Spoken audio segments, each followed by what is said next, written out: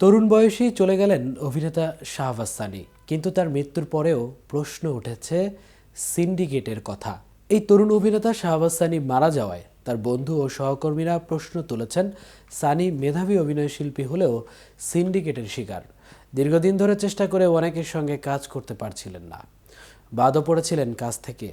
কাজ নিয়ে অভিমান ছিল তার, যে কারণে কেউ কেউ এই অভিনেতার প্রয়াণে নাট্যাঙ্গনে সিন্ডিকেটকে নতুন করে সামনে আনছেন। বিস্তারিত থাকছে প্রতিবেদনের বাকি অংশে।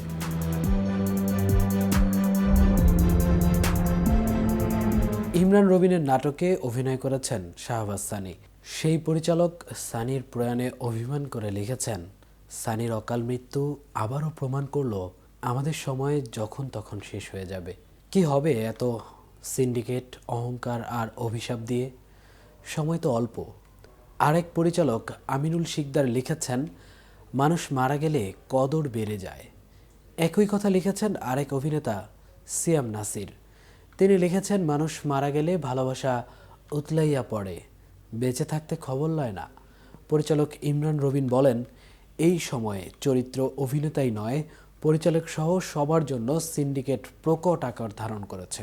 এই সিন্ডিকেটে একজনের হয়ে কাজ করলে অন্যরা তাকে নিয়ে কাজ করতে চাইবে না। সামনে এক কথা বলে, পেছনে আরেক কথা বলে বেশিরভাগ শিল্পী।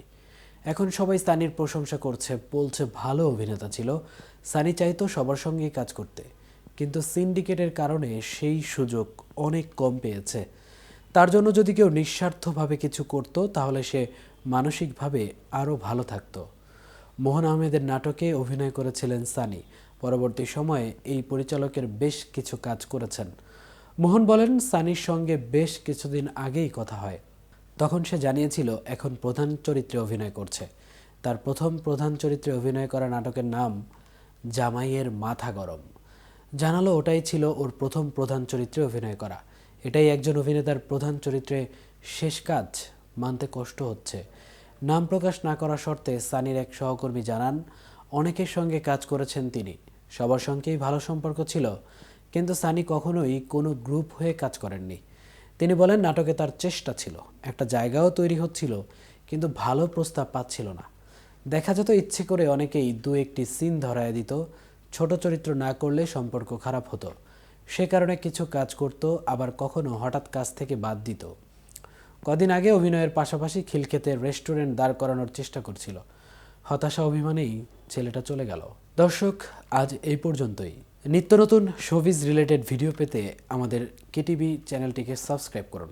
এতক্ষণ সাথে থাকার জন্য ধন্যবাদ।